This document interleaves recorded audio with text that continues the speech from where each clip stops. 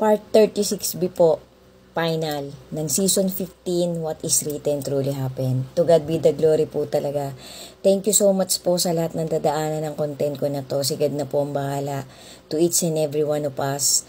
Magpatuloy-tuloy po tayong magkaroon ng malalim na faith sa ating Panginoon, sa ating Creator at sa Kanyang bigatin Son. Guys, thank you so much po talaga. Try nyo pong umpisahan mula part 1 hanggang dito sa dulong ito. 36B na po ito, final. Ang nangyari po kasi kay Judas Iscariote, parang isang matinding trials sa kanyang buhay. Kasi lahat po kasi ng naging apostol ng ating Panginoon, kahit papano nakaano po sila, para po silang may mga pinagdadaanan din sa buhay. Kasi lahat naman po tayo may struggle araw-araw . So, binigyan po silang lahat ng Panginoon ng napakagandang opportunity kasi magiging apostol ka .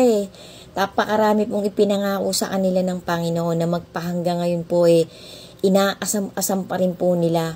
Kasi nga po ang Panginoon po hindi po yan pwedeng magsinungaling . Hindi po pwedeng hindi mangyayari ang bawat salitang kanyang binitawan.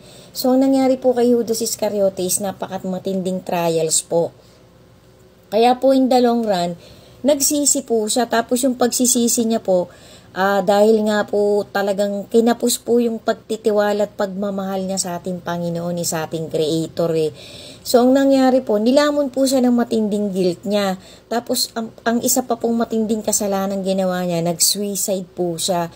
Yan po ay isang napakabigat na kasalanan na hindi ko po sigurado kung yan ay may kapatawaran. Pero ang pagkakadinig ko po, way back years ago pa, wala daw po yung kapatawaran. Hindi ko po, kasi hindi ko po yan nabasa sa love letter na ating Panginoon . Pero isa po yan sa talagang kumbaga mabigat po yung kasalanan na yan . Kasi wala pong may karapatan na bumawi ng buhay natin. By nature po kusa tayong mamamatay. May nakatakdang araw at oras. Kasi meron nga po mga nagpapakamatay, hindi natutuluyang mamatay . Kasi meron pa pong mission yung taong yun. Pero kapag ka po inunahan mo ang Panginoon na sinira mo ang sarili mong buhay, naku, mabigat po yung kasalanan na yan, guys.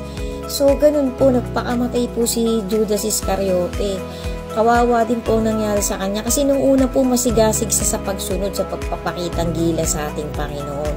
Nakulangan nga po siya. Sana po nagustuhan nyo tong content ko na to. Thank you so much po talaga. Always be steadfast in our faith to our Creator. Lagi po nating piliting maging prepared. Malapit na pong mangyari yung tribulation, yung climax. Thank you po and God bless us all po.